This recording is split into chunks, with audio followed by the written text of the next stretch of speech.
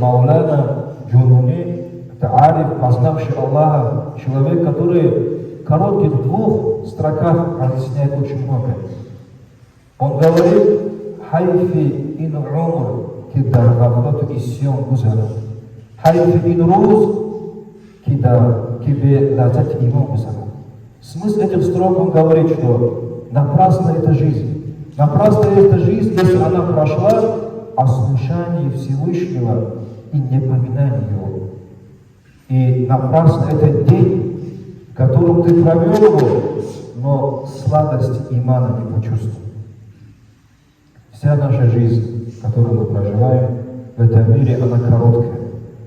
Мы забываем и отвлекаемся, и Мауляна Джунуни нам говорит: напрасно будет твоя жизнь, если ты сегодня не одумаешься, если ты сегодня не сделаешь ревизию своих деяний,